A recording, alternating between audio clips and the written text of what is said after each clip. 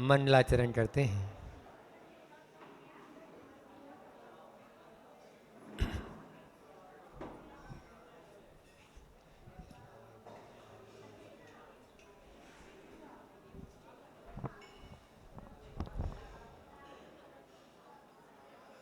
आदिम तीर्थंकर प्रभु आदिनाथ मुनिनाथ, आदि व्याधि अगमग मिटी, तुम पद में मम मात। चरण शरण है आपकी, तारण तरण जिहाज, भवदधि तट तट ले चलो, करुणा कर जिनराज। बोलिए मंडी भामोरा के बड़े बाबा आदिम तीर्थंकर आदिनाथ भगवान की, मूल नाइट 1008 श्री चंदा प्रभु भगवान की, संत शिरोमणि आचार्य गुरुवर विद्यासागर जी महामुनि राज की, परम पूज्य मुनि श्री 108 दुर्लभ सागर जी महाराज की, पूज्य मुनि श्री 108 निरंजन सागर जी महाराज की।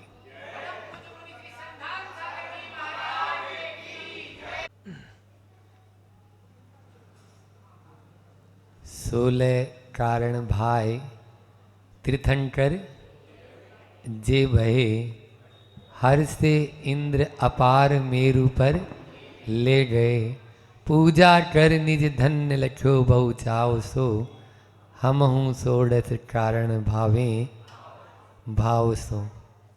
भावों से भाना है, सोड़स कारण भावना आप सभी भा रहे हैं, हम भी आपके साथ में भा रहे हैं। यह है भाद्रपद का महीना जो 16 कारण के लिए प्रसिद्ध है, व्रतों के लिए ही प्रसिद्ध है। खूब व्रत हैं, आगामी आ ही रहे हैं पर्व, राजा आपके पर्वों में भी राजा कहते हैं। तो ऐसे इस 16 कारण भावना को विगत 8 भावना अपन भा लिए। कल अपन ने साधु समाधि भावना की चर्चा की थी कि जो साधु है, सरल है, निर्मल परिणाम है, सज्जन है, समाधि उसी की होती है। और बिना समाधि के इस भव का अंत नहीं कर सकते, संसार का अंत नहीं कर। कल प्रतिक्रमण किया हम लोगों ने बड़ा वाला, रोज तो करते हैं तीनों टाइम, चतुर्दशी का। उसमें आता है उत्कृष्ण सत्य 8 भव गहनानी, और जगन्नेन 2-3 भव, मतलब उत्कृष्ट से 7-8 भव बचते हैं उसके। ये समझ लिए अनंत संसार है, अनंत समुद्र जैसा है, वो चुल्लू पर भी नहीं, बिल्कुल गिनती के रह गए। ऐसे ज़्यादा से ज़्यादा 7-8 भव रहते हैं। ऐसी साधु समाधि की भावना अपन हमेशा भाएं, तभी अपने जीवन को और उन्नत बना सकते हैं। आज जीवन के उन्नत बनाने वाले उन सूत्रों में एक और बड़ा सूत्र दिया है, बहुत बड़ा, वैयावृत्ति।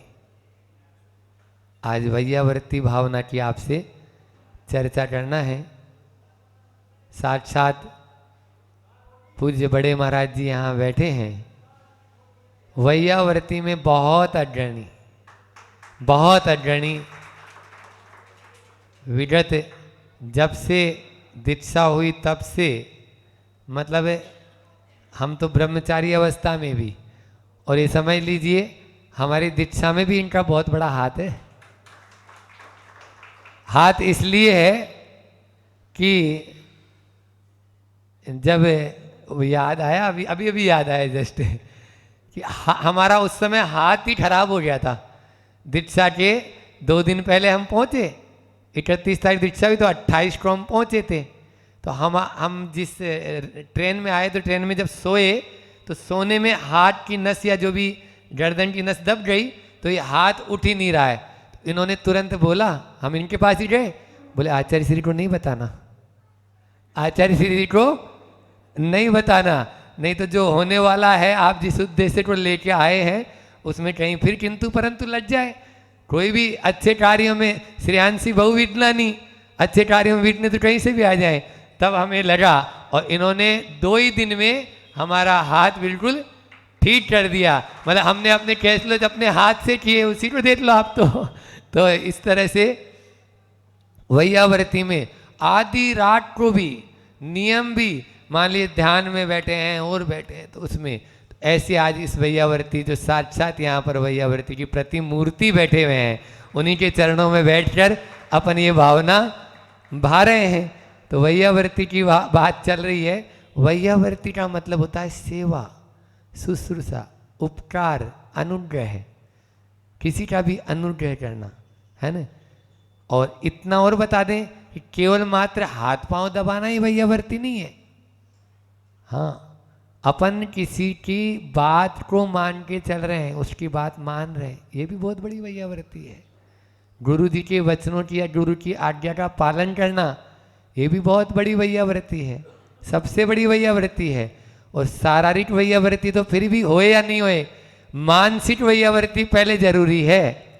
आपको बता दें, आचार्य शांति सागर जी महाराज का एक प्रसंग है कि एक महाराज जी थे, बहुत ज़्यादा अस्वस्थ थे, उनके संग में नहीं अन्यत्र। तो संग में उनको वेदना बहुत ज़्यादा थी, संलेतना कराना चाह रहे थे लोग, संलेतना चल ही रही थी। अब उनकी स्थिति बिगड़ गई, और बिगड़ गई तो उस समय और कोई बड़े महाराज तो वहाँ थे नहीं, तो उन्होंने पानी मांगना शुरू किया, मुझे पानी दो, मुझे पानी दो। तो बोले महाराज पानी तो आपको अब कैसे देंगे, और उनको बहुत तरह से हर तरह से समझाया, ज्ञानामृत भी पिलाया, उनका स्थितिकरण भी किया।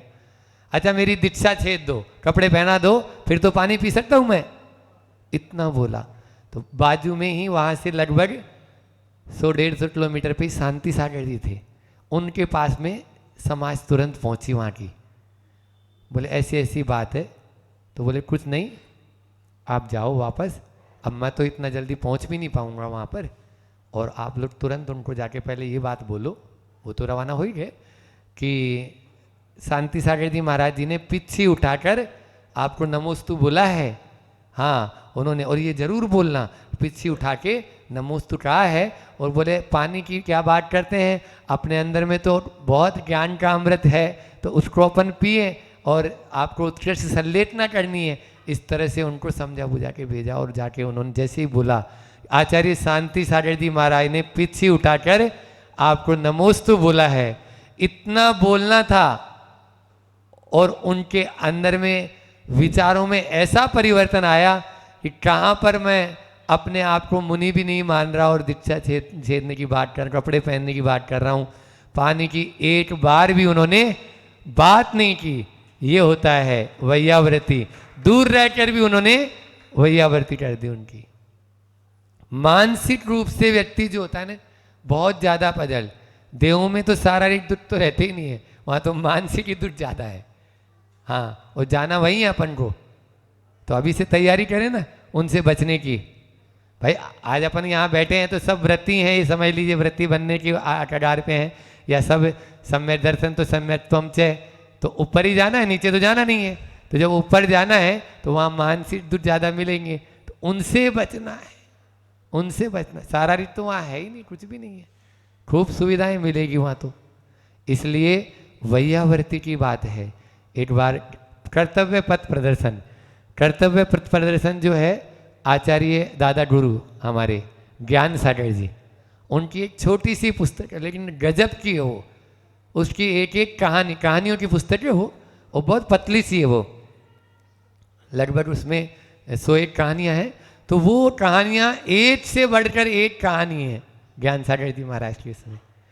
तो उसकी एक कहानी है कि एक जज साहब थे, और वो जज साहब अपने तैयार होके कोर्ट के लिए जा रहे थे, अदालत के लिए।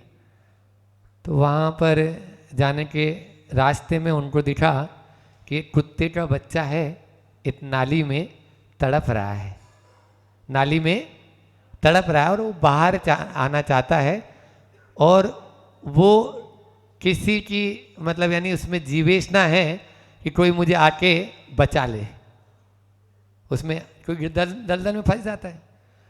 तो उन्होंने तुरंत अपनी गाड़ी रुकवाई, उस कुत्ते को बाहर रख दिया। होता है जब बाहर का टेम्परेचर होता है तो इतनी देर ठंडक में वो रहा, तो तुरंत ही उसने अपने शरीर को हिला दिया, और जैसे ही हिलाया तो सारा का सारा जो कीचड़ था वो जज साहब के कपड़ों के ऊपर लग गया। लेकिन जज साहब घर नहीं गए, क्योंकि समय पर मुझे अदालत में भी पहुंचना है। वहाँ पर पहुँचे तो दशा तो बिल्कुल सारे के सारे कपड़े बिल्कुल, सब लोग देख रहे कि आज जज साहब को हो क्या गया।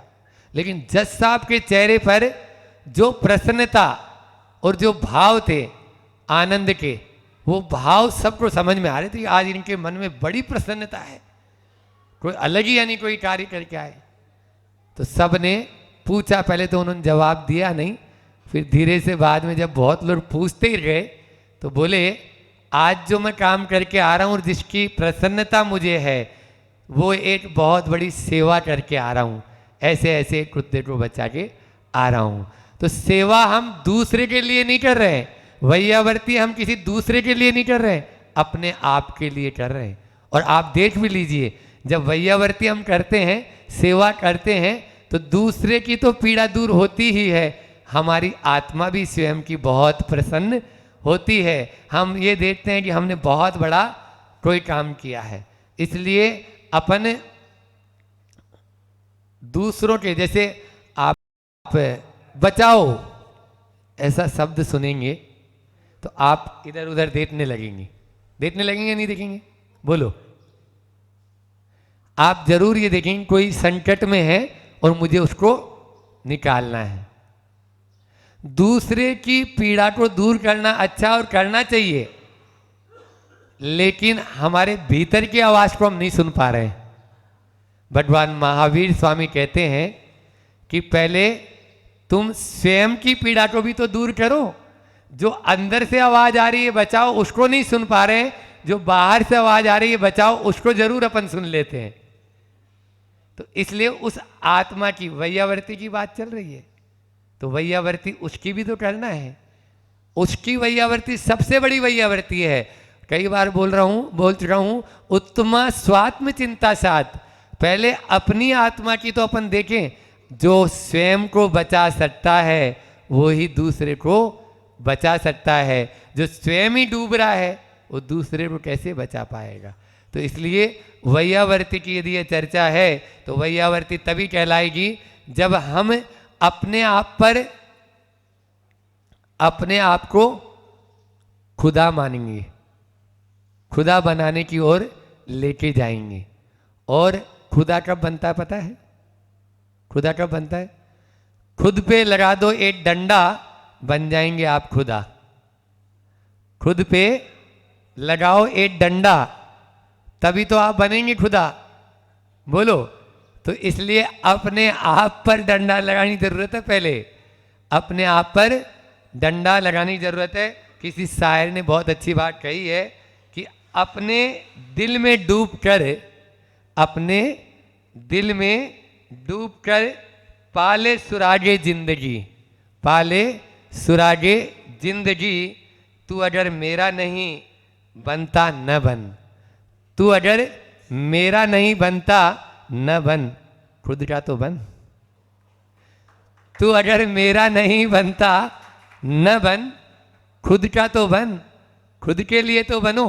पहले अपन स्वयं के ऊपर यदि अंकुश रखेंगे, स्वयं की वैयावर्ती करेंगे, स्वयं के परिणामों को टटोलेंगे, तभी ही हम दूसरे को भी स्थितिकरण कर सकते हैं और दूसरे की वैयावर्ती भी कर सकते हैं। इसलिए अपने आप को समझना बहुत ज़रूरी है। और वैसे भी बाहरी जो ये करदम है ना, इसको हटाने के लिए तो हम बहुत पुरुषार्थ करते हैं, है ना, लेकिन भीतरी जो कीचड़ है, मोह का जो करदम है, उसको नहीं हटा रहे हैं। हाथी होता है ना, हाथी जब कीचड़ में फंस जाता है तो वो जितना ज्यादा बाहर निकलने का पुरुषार्थ करता है उतना ही और उसके अंदर डूबता चला जाएगा। हमारे जीवन की भी यही दशा है। हम संकल्प और विकल्प के कीचड़ में जितने ज्यादा अपन यानी गोते लगाएंगे उतने उसके अंदर ही डूबते चले जाएंगे। हाथी यदि अपना हिलना बंद कर दे, इंतजार करे कीचड़ को सूखने तक का, कीचड़ जैसे ही सूखेगा हाथी बाहर निकल जाएगा। ऐसे ही हमें यह है जो मोह का कर्दम है, मोह का जो कीचड़ है उसको सुखाना है। और ये तभी सूख सकता है जब दो छोड़े संकल्प विकल्प जाल, संसार में है नित जो रुलाते। संसार में जो हमको रुला रहे हैं, संसार के भव भ्रमण में जो भटका रहे हैं, सामायिक पाठ की पंक्तियां हैं हिंदी अनुवाद वाली। तो इसलिए उस संकल्प और विकल्प इन दोनों को यदि हम छोड़ दें तो निश्चित रूप से हम भी आगे बढ़ सकते हैं। और आज का ये जो वात्सल्य है इसका लाभ, मतलब वैयावर्ती के लाभ क्या है, आचार्यों ने इसके बहुत लाभ बताए। एक दूसरे में वात्सल्य भाव तो बढ़ता ही है, सनातता आती है। मोक्ष मार्ग में कोई राही आगे बढ़ रहा है तो उसको ऐसा न लगे कि मैं अनाथ हूँ। यदि कोई उसको पूछ लेगा कि हाँ तुम्हारा स्वास्थ्य ठीक है, तो उसको लगता है कि मेरा कोई है। तो अनाथता का भाव नहीं रहता, सनातता का भाव हो जाता है। प्रेम आपस में बढ़ता है, वात्सल्य बढ़ता है, उसके साथ में ही विनम्रता। वैयावर्ती वही कर सकता है जो विनम्र होता है। जो विनम्र नहीं है वो क्या वैयावर्ती करेगा। इसलिए विनम्रता का गुण सामने वाले में भी रहता है, और वही गुण यदि अक्षर स्वभाव वाला भी है उसकी वैयावर्ती यदि करें तो वो भी विनम्र बन जाता है। इसलिए वैयावर्ती करने का यह भी है, अहंकार का विगलन गलन होता है, अहंकार गलित हो जाता है। वैयावर्ती जब हम करेंगे, एक दूसरे की सेवा करेंगे, तो अहंकार ईगो आड़े नहीं आएगा। यदि ईगो को हटाना है, अहंकार पने को हटाना है, तो एक दूसरे की वैयावर्ती करना शुरू करें।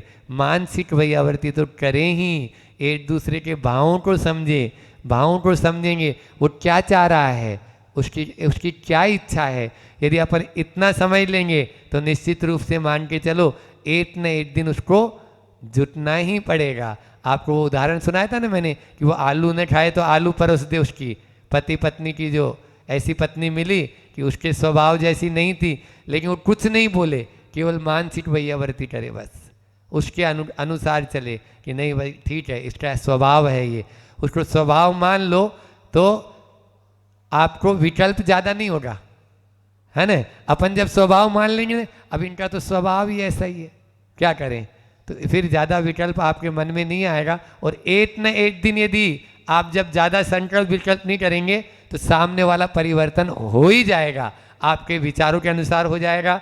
अंत में एक हाइकू लेते हैं भगवती आराधना में। हाइकू के पहले एक बहुत अच्छी बात इसमें देखिए कि भगवती आराधना में आया कि यदि आप एक दूसरे की वैयावर्ती नहीं कर रहे हैं तो संग का विच्छेद कर रहे हैं, संग में फूट डाल रहे हैं।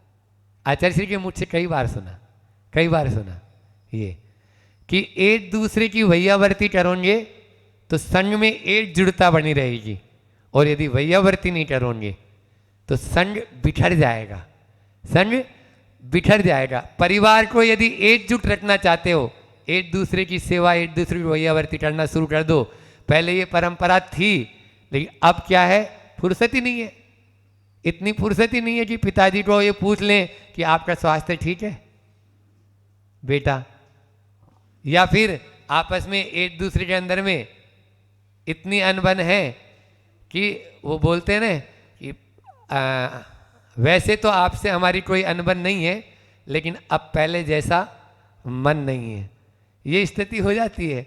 और जहाँ पर ऐसी स्थिति होती है टकराव की, वहाँ पर कुछ भी नहीं होना है, फिर तो आपस में शीत युद्ध होता है। इसका उदाहरण आपको बाद में सुनाएंगे। अभी तो अपन हाइकू लेते हैं जो महाराज जी के मुझ से भी आपने सुना उस दिन। कि इसमें पूरा मूलाचार है और पूरा श्रावकाचार है। श्रावकाचार की पूरी 158 कारिकाएं, कोई सी भी कारिका उठा लेना, इसी पे आ जाएंगे आप। खाली इस हाइकू को अपने जीवन में उतार लो बस। पर की पीड़ा, हाइकू क्या है? पर की पीड़ा अपनी करुणा की परीक्षा लेती। इसको दूसरे तरीके से आचार्य श्री ने दूसरे तरीके से बोला है, पर की पीड़ा से, पर की, पर पीड़ा से, की हटा देंगे, पर पीड़ा से अपनी करुणा सो सक्रिय होती। अपने अंदर में करुणा का भाव तो अपना यानी स्वभाव है। ये प्रवचन सार की एक कारिका आती है, करुणा का अभाव नहीं मानना, करुणा तो हमारा स्वभाव है, दया तो हमारा स्वभाव है, सेवा तो हमारा स्वभाव है, इसलिए बस उसको सक्रिय होती। तो ये कब होती? जब पर पीड़ा से अपनी करुणा सो सक्रिय होती।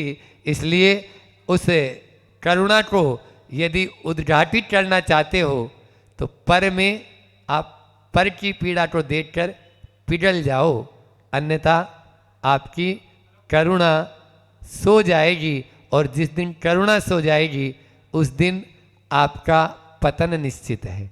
इसलिए अपना उद्धार चाहते हो तो अपने भीतर में जो दया का भाव है, सेवा का भाव है, और उसको उद्घाटित करें और उद्घाटित करें, तभी हम जाकर तीर्थंकर प्रकृति का बन कर पाएंगे और हम भी प्रभु जैसे बन पाएंगे। इतना ही रखते हैं। बोलिए अहिंसा परमो धर्म की